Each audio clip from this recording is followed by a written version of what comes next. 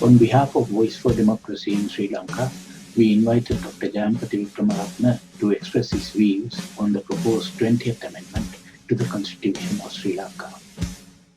The 20th Amendment to the Sri Lankan Constitution has now been published. If I can summarize the provisions of the 20th Amendment, it seeks to take the country back to the period of 2010 to 2015, when the 18th Amendment was in force. The only changes that will survive, changes made by the 19th Amendment that will survive the 20th Amendment, if it is passed in the present form, would be the reduction of the terms of the President and Parliament to 5 years, the two-term limit for the President, and the recognition of the right to information as a fundamental right. All the other provisions are sought to be taken away.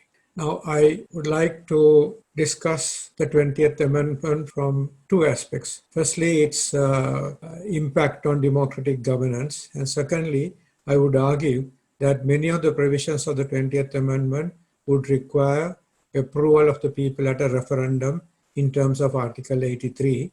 My argument is that it impinges adversely on the sovereignty of the people. According to Article 3, sovereignty of the people includes the powers of government, fundamental rights, and the franchise. Article 4, which is not entrenched, but the Supreme Court has always said that it must be read with Article 3, goes into detail. The three powers are given in detail: the legislative power of Parliament, the executive power of the President, and the judicial power. Also says that fundamental rights which are declared by the Constitution cannot be abridged, restricted, except to the extent that is laid down in the Constitution. Then the right to franchise, which will be exercised at parliamentary elections and presidential elections. But now the courts have extended that to local government elections and provincial council elections as well. Let us first discuss the impact of the 20th Amendment to Parliament itself. Now, Parliament is also one manner of the exercise of the sovereignty of the people. It is the institution that exercises legislative power. Not only that, it has a very important oversight function. Now, Parliament under the 19th Amendment cannot be dissolved at will by the President for 4.5 years. It is like in the UK where there is a fixed Parliament Act.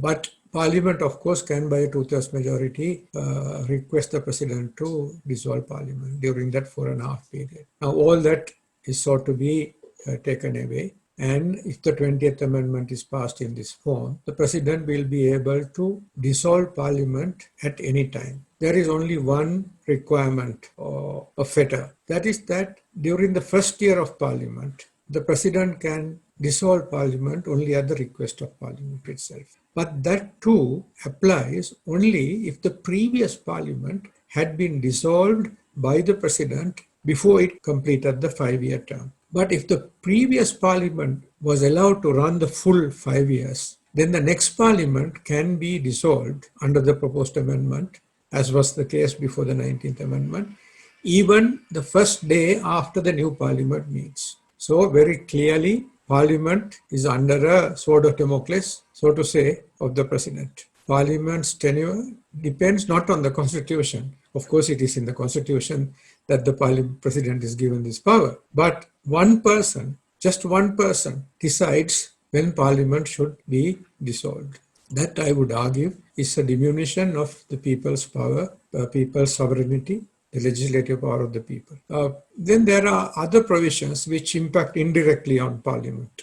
Take the Prime Minister. The Prime Minister is the person, a member of Parliament who commands the confidence of Parliament and therefore has a clear link to Parliament. PM, the Prime Minister, is actually representative of Parliament. He represents Parliament in the country because he is the person who has the confidence of Parliament. Now, the Prime Minister can be dismissed by the President under the 20th Amendment at any time. The 19th Amendment changed this position, and that the Prime Minister loses his position only if he does not have the confidence of the House, either through a no-confidence motion or the defeat of the statement of government policy or the defeat of the budget. Then obviously Parliament expressed its view that the PM does not have its confidence anymore and therefore has to go. That is fair enough. But now, even when the Prime Minister has a very clear majority in Parliament, the President will be able to remove the Prime Minister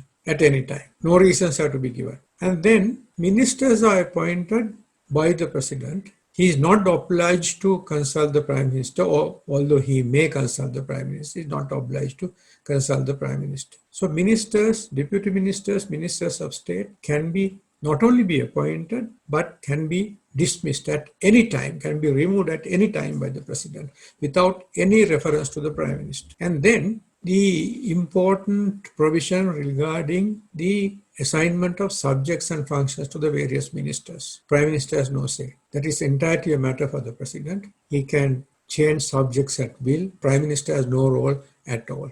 The President himself can hold any number of ministries. Of course, there is no limit on the number of ministers and deputy ministers. There has been a clamor over the years that the number of ministers and deputy ministers must be restricted, and the 19th Amendment did that. Now, under the proposed 20th Amendment, there is no maximum. There can be any number of ministers and deputy ministers.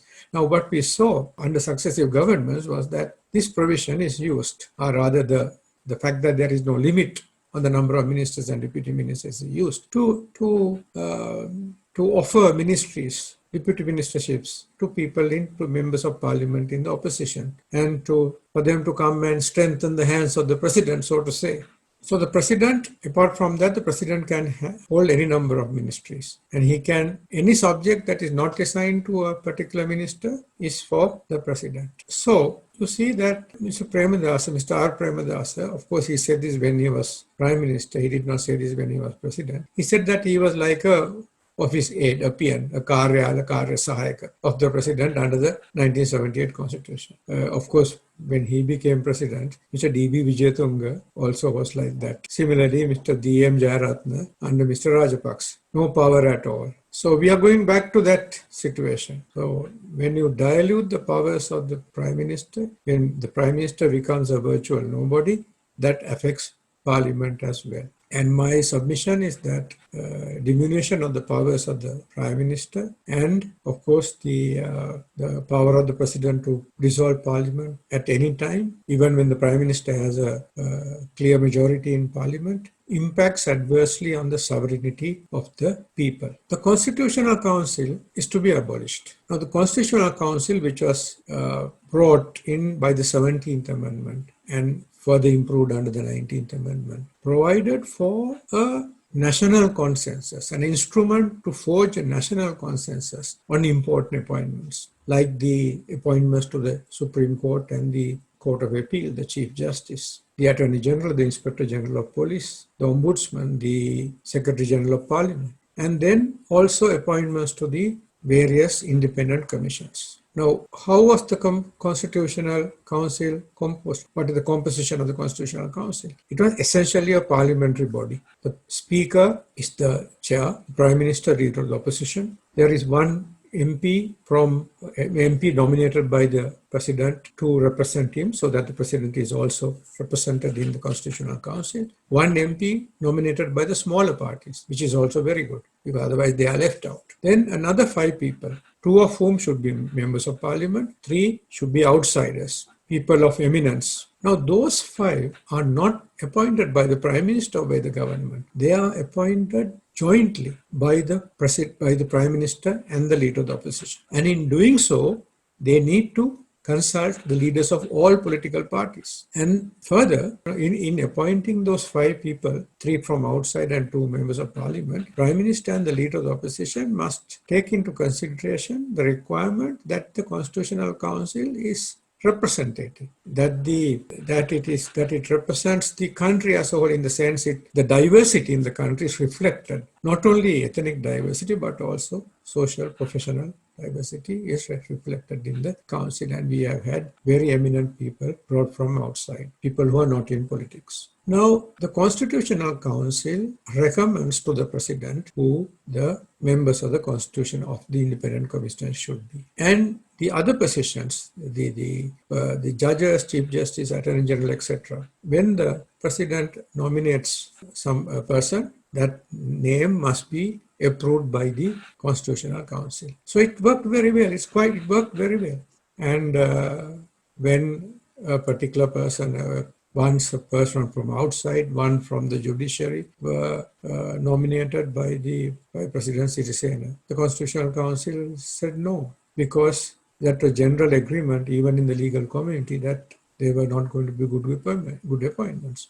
So the Constitutional Council has been very careful. And therefore, now the Constitutional Council is to be abolished. And it will be replaced by a Parliamentary Council. We have seen this under the 18th Amendment. Parliamentary Council consisting of the Speaker, Prime Minister, and the Leader of the Opposition, an MP nominated by the Prime Minister, not the MP nominated by the Leader of the Opposition. But that has no power at all. It will only be consulted. Its observations will be sought by the President before making appointments. So all those safeguards that were brought in under the Constitutional Council, by way of the Constitutional Council, as a mechanism to forge a national consensus on appointments, all that will be gone under the 20th Amendment. Then there are two matters relating to the judicial process and the rights of people under the fundamental rights jurisdiction of the Supreme Court. One is that the original 1978 Constitution said that the President would have total immunity from official actions, and that included immunity from the fundamental rights jurisdiction. Now, Article 17 of the Constitution says that every person whose fundamental rights is infringed can access the Supreme Court when it is infringed by executive or administrative action. That itself is a fundamental right, because Article 17 is in the fundamental rights chapter. But there was an exception which the country did not take, which the country did not accept actually. There were not. So over the years, people have been complaining that the President must be subject to the law, subject at least to the fundamental rights jurisdiction of the Supreme Court. But Article 35, under the original Constitution of 1978, gave the President total immunity, so that his actions cannot be challenged, official actions cannot be challenged in the Supreme Court, even under the fundamental rights jurisdiction. And I want to remind you that fundamental rights is one manner of the exercise of sovereignty. So the 19th Amendment responded to this criticism made over the years by the people, by political parties, raised in Parliament, in successive Parliament, and limited the immunity and provided that where the President is alleged to have infringed a fundamental right of a person, that person can complain to the Supreme Court, naming the Attorney General as a party. There also the President is not even named as a party, but the action can be challenged. And that is what happened when President Sirisena, in violation of the Constitution, dissolved Parliament in October 2018. And thanks to that provision, we were able to get a judgment which declared that the dissolution was unconstitutional. Now, the 20th Amendment seeks to go back to what it was before the 19th Amendment, which means that again, there will be total immunity for the President. And I argue that this is this is a clear case for a referendum, because the fundamental right to go to the Supreme Court against executive or administrative action is being restricted by the 20th Amendment.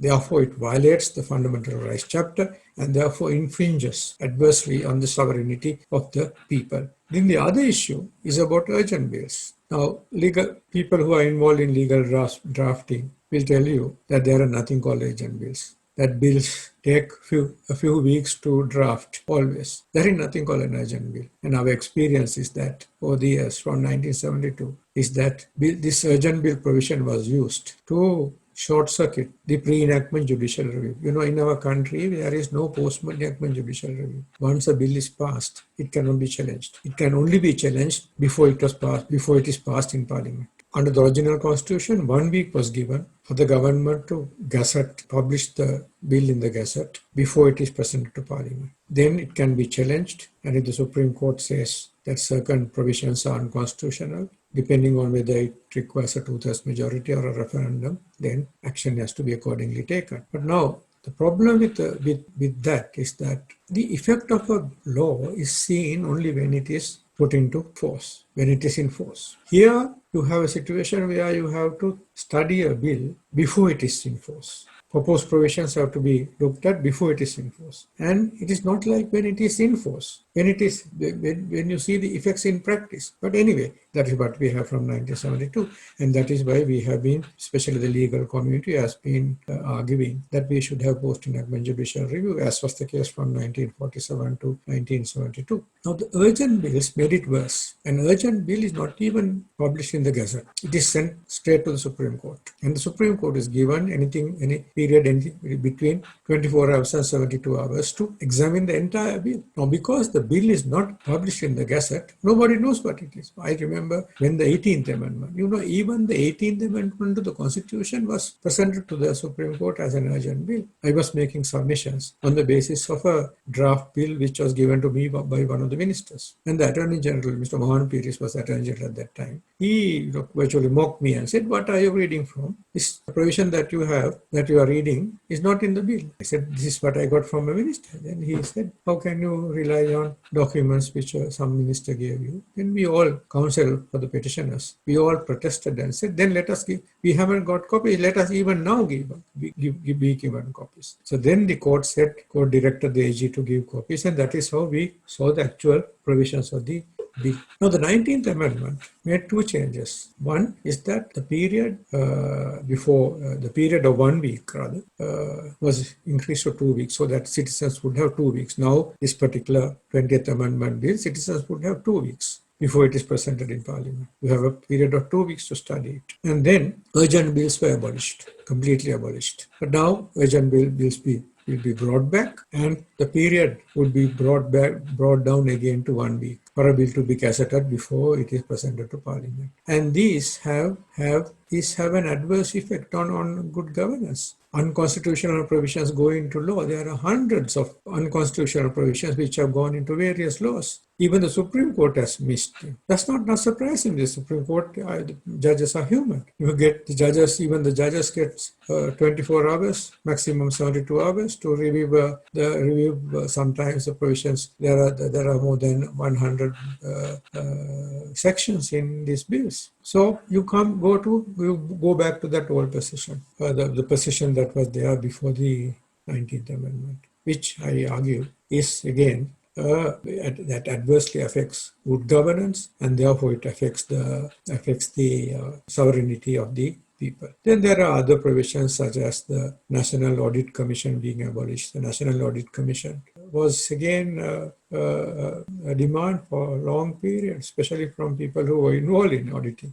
Even the office of the Secretary to the President and the Secretary to the Prime Minister were brought under the National Audit Commission. Now, National Audit Commission will be completely abolished. Then the National Procurement Commission, which formulated guidelines for the procurement of goods and services by government institutions, a commission which had the potential of minimizing, to some extent at least, possibilities of corruption in the matter of the procurement of goods and services, is to be completely abolished. So I argue that while these provisions are all inimical to good governance, they take back all the gains of the 19th Amendment. So I argue that the provisions of the 20th Amendment seek to strengthen the executive. It dilutes the power of Parliament. It dilutes the powers of the Prime Minister. The Prime Minister is a nobody. The Prime Minister was a nobody under the original Constitution. Now we go back to that position. And these all adversely affect the sovereignty of the people, and therefore it requires a referendum. And I hope the bill will be discussed enough adequately